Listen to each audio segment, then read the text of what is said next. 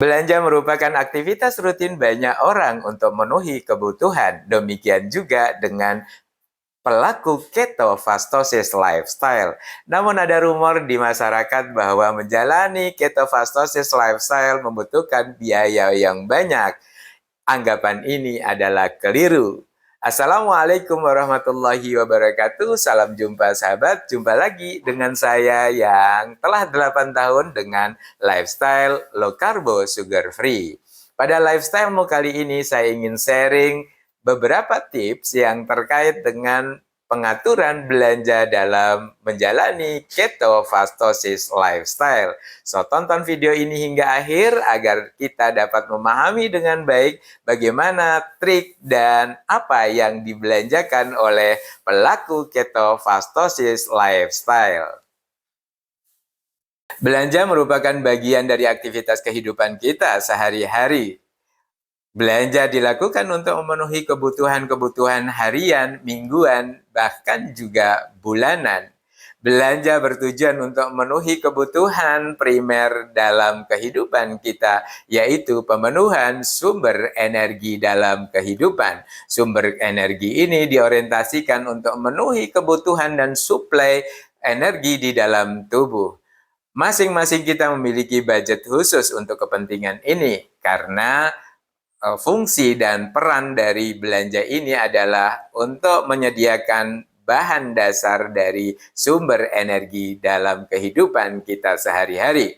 Bagi sahabat-sahabat yang memiliki orientasi sumber energi pada karbohidrat, maka prioritas belanjanya adalah beras, gula, kecap, saus, dan bumbu-bumbu lainnya.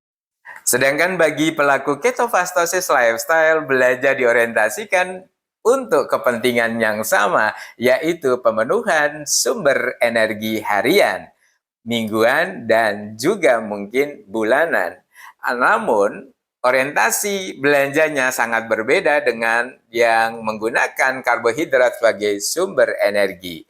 Nah, di dalam ketofastosis lifestyle, sumber energinya adalah lemak dan protein, sehingga akses belanjanya fokus kepada bagaimana pemenuhan sumber energi dari luar yang berbentuk lemak dan protein. Objek dari lemak dan protein umumnya adalah telur, ikan, dan daging-dagingan. Daging diasumsikan sebagai produk yang sangat mahal karena yang dibayangkan adalah daging sapi, daging kerbau, dan daging kambing. Sebagaimana yang kita ketahui bersama bahwa orientasi kehidupan dan sumber energi dari pelaku ketofastosis lifestyle adalah lemak.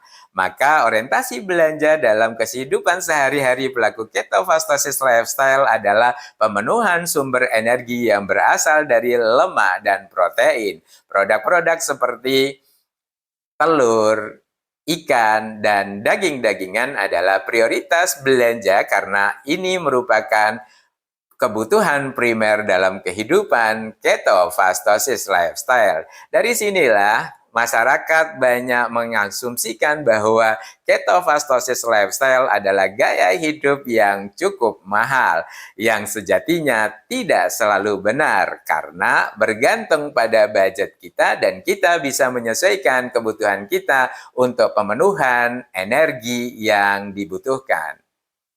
Pemenuhan kebutuhan energi dalam kehidupan ketofastosis lifestyle sebetulnya sangat bergantung kepada diri kita masing-masing. Berdasarkan pengalaman saya belanja sesuai dengan budget dan kebutuhan. Masing-masing kita sudah bisa melakukan identifikasi seberapa besar kebutuhan protein dan lemak di dalam tubuh kita dalam satu hari. Sehingga kita juga bisa menyesuaikan kebutuhan tersebut dengan budget kita. Contohnya ketika kita ingin mensuplai daging sebagai sumber energi di dalam keseharian kita. Contohnya, daging jangan dibayangkan dengan daging-daging yang mahal seperti daging sapi. Namun kita bisa mengakses daging yang lebih murah yang dapat memenuhi kebutuhan protein dan lemak kita. Contohnya adalah ayam. Ayam yang dipilih adalah ayam ras atau ayam sayur. Kebutuhan konsumsi harian saya bila berorientasi kepada pemenuhan energi dari lemak dan protein dalam satu hari adalah setengah kilogram ayam. Ayam sebagaimana yang saya ceritakan sebelumnya adalah ayam ras atau ayam sayur. Dengan demikian, dengan budget 18.000 pemenuhan kebutuhan harian saya sudah cukup. Karena di dalam ketofastosis tidak menggunakan prinsip konsumsi sebagaimana pada umumnya masyarakat kita yang menggunakan konsumsi 3 kali sehari. Namun dalam ketofastosis lifestyle kami punya jendela makan dan jendela fasting. Nah, jendela makan kami sangat minim sehingga kami harus bisa memastikan seluruh asupannya memenuhi standar kebutuhan energi di dalam tubuh. Kebutuhan protein dan lemak yang sudah bisa dipastikan akan sangat memudahkan kita untuk mengidentifikasi seberapa besar budget yang harus kita keluarkan dalam satu hari. 18.000 itu juga kita bisa konversi dalam bentuk telur. Telur dalam satu hari saya bisa mengkonsumsi 6-8 butir telur dalam satu hari untuk dapat memenuhi kebutuhan energi di dalam tubuh saya. Maka kalkulasinya juga menjadi semakin lebih mudah. Karena harga telur rata-rata 20-an ribu, maka konsumsi 6-8 butir telur sangat bisa menekan budget kita. So, kita bisa menyimpulkan bahwa mahal tidaknya sebuah gaya hidup itu bukan dari gaya hidupnya, tetapi bergantung kepada masing-masing individu. Beberapa hal berikut ini adalah tips bagi pelaku ketofastosis untuk dapat mengatur dan meminimalkan spend di dalam belanja dalam rangka pemenuhan kebutuhan sumber energi dari dalam tubuh. Yang pertama, pastikan dulu seberapa besar kebutuhan energi di dalam tubuh dalam satu hari. Umumnya, masing-masing pelaku ketofastosis memiliki target dan jumlah yang sebetulnya itu adalah hasil identifikasi harian kita. Karena kekurangan sumber energi biasanya tubuh akan memberikan sinyal khusus kepada kita sebagai pelaku ketofastosis. Yang kedua, pastikan sumber energi prioritas yang dapat membantu kita lebih cepat kenyang dan dapat membantu memenuhi kebutuhan energi harian kita dari lemak dan protein.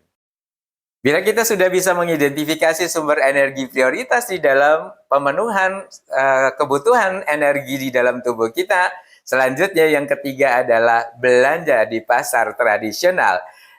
Dengan belanja di pasar tradisional, kita akan dapat memenuhi kebutuhan sesuai dengan budget kita. Karena umumnya di pasar tradisional, produk-produk yang disediakan lebih murah dan harganya sangat terjangkau.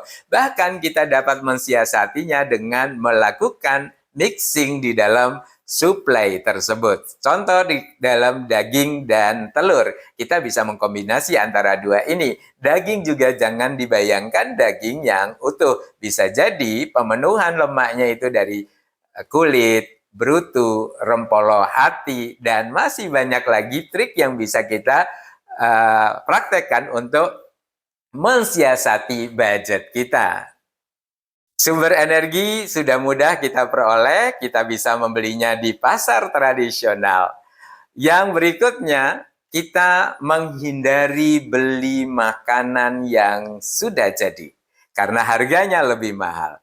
Satu porsi kita beli makanan di warung Padang, itu bisa setara dengan kita membeli 1 kilo daging ayam. Sehingga saran saya tips yang keempat ini adalah masak sendiri.